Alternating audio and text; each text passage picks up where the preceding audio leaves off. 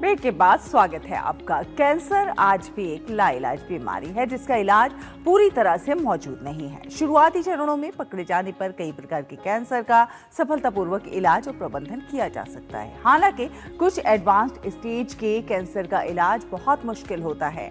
Cancer होने का मुख्य कारण है जब शरीर की सामान्य कोशिकाएं यानी कि सेल्स आनुवंशिक परिवर्तनों के कारण अनियंत्रित होकर बढ़ने लगती हैं, तो ये कोशिकाएं ट्यूमर बनाती हैं, स्वस्थ कोशिकाओं को नष्ट करती हैं और शरीर के अन्य भागों में फैल जाती हैं।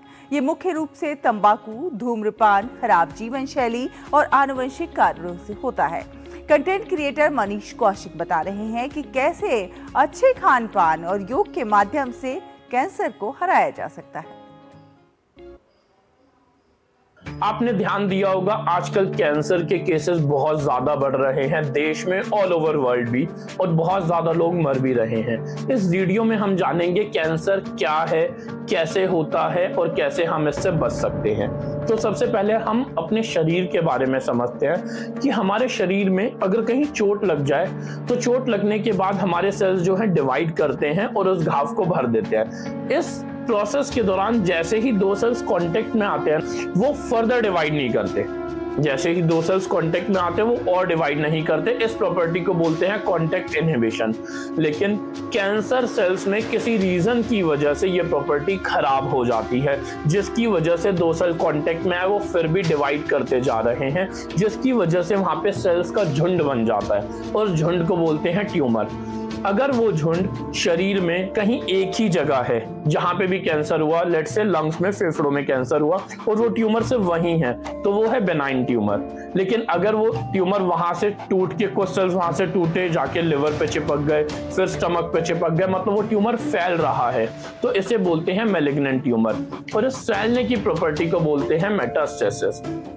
अब कैंसर होता कैसे है, इसके लिए भी आपको थोड़ा सा अपने शरीर के बारे में जानना होगा। हमारे सेल्स के पास कैंसर करने की प्रॉपर्टी ऑलरेडी है, हमारे सेल्स के पास कैंसर करने की ताकत है ऑलरेडी। लेकिन अगर उन सेल्स को किसी तरह से हाइपर एक्टिवेट, ज्यादा ओवर एक्टिवेट कर दिया जाए तो ही वो कैंसर करेंगे, वरना नहीं करेंगे। ठीक है, अब उन्हें ओवर एक्टिवेट कौन करता है?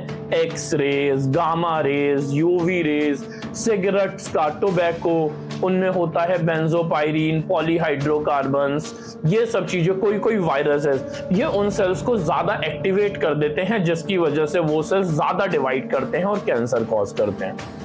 तो अब कैंसर से हम बच कैसे सकते हैं? अगर हम कम से कम एक्सरे कराएं। एक्सरे कम कराने के लिए आपको अपना ध्यान रखना है कि कम ही एक्सरे कराना पड़े। यूवी रेज, गामा रेज के कम एक्सपोजर में जाएं। सिगरेट, टोबैको, अल्कोहल, इन सब चीजों से दूर रहें।